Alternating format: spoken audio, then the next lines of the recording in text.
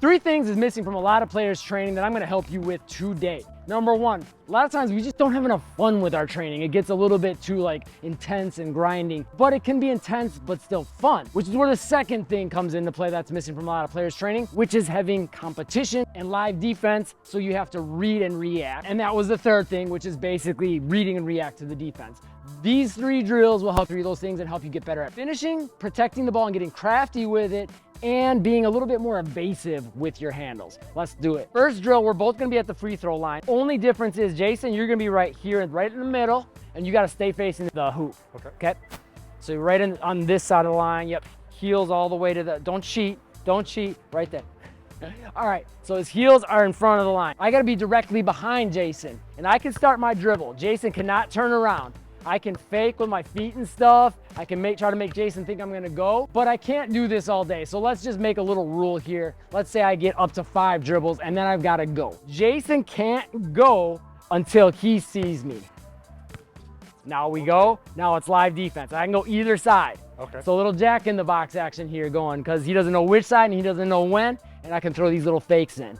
And then from there, we can do this drill a couple different ways. I like to do this with players. The first way is basically, once I get past him, if I create contact with Jason from here all the way in, and ideally best here, because now I'm in more control and have more options because I can seal him and I have different ways I can finish on either side. I can stop, bump him back, go forward, all kinds of stuff. So the first way is to say I get a point for contact. I get a point if I make the layup without contact. I get 3 if I do both. Jason gets 3 points if he blocks my shot, and we would work up to 11. Now we'll just run through it a couple times. Those are the rules. We won't play a whole game, not to bore you with the video. But the other way we could do it too is we can make it that I get a point if he doesn't create contact, so I can be more evasive with it. And then I also would get a point for making it, and 3 if I do both. Again, you get 3 points for blocking it. So let's run through the first one where I get points for making contact, all right? Sometimes if I get too much of a head start on him, it's hard to make that contact, which is good though. It teaches me as an offensive player, and a lot of young players need to work on this, having a little bit of a sense of pace and slowing down, because in a game, sometimes there's help defense there. So if I can get here and slow down, okay, I can kind of read my options while I don't have to worry about as much him, because I can kind of feel where he's at and can control him somewhat. So let's run through the evasive version. So this is all still the first drill. There's 2 more coming after this, 2 other drills that are way different. If there's no contact, I get 1 point. If I make it, I get 1 point. If I do both, I get 3. Jay gets 3 if he blocks. I'm a lefty. You saw that right.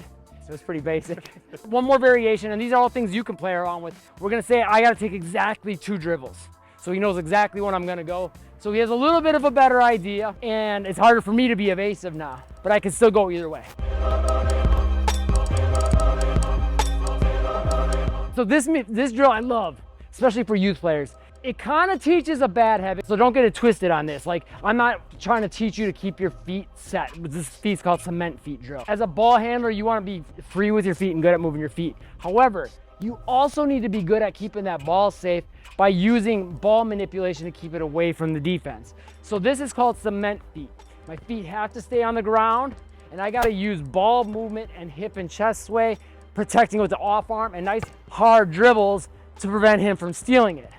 Jason knows that I have to stay here.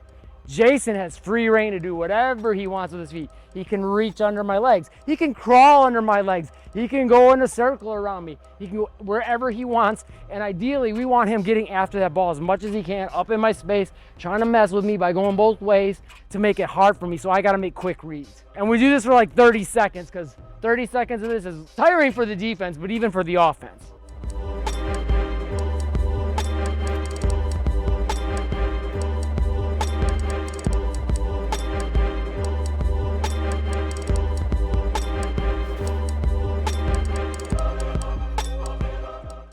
He got me on my heels.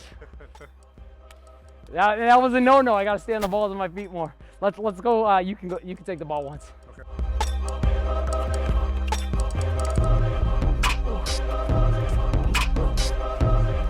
So variation we could do with it. So there we were doing the squat stance. Another thing we can do to switch that up is just switch up the stance. I could go in more of this like split stance or more of a full out lunge.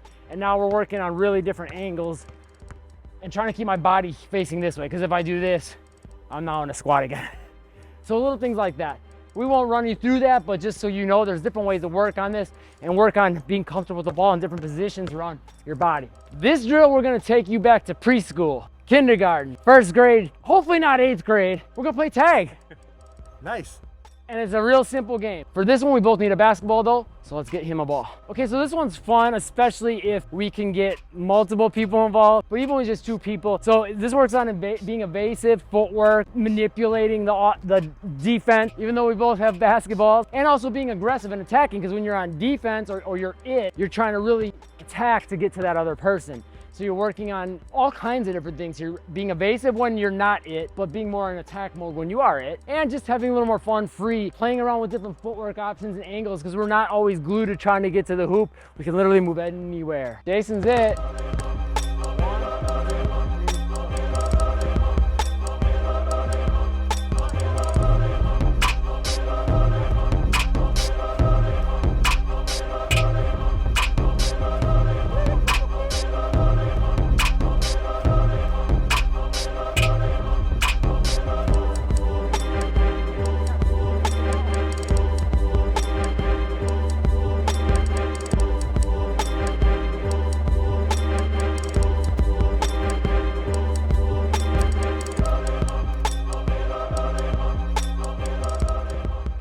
If you want to see more of these kinds of drills, leave a comment. Check out Jason's channel. If you want to really improve your handle, your game, check out the workouts that are pinned to the comments and make moves today.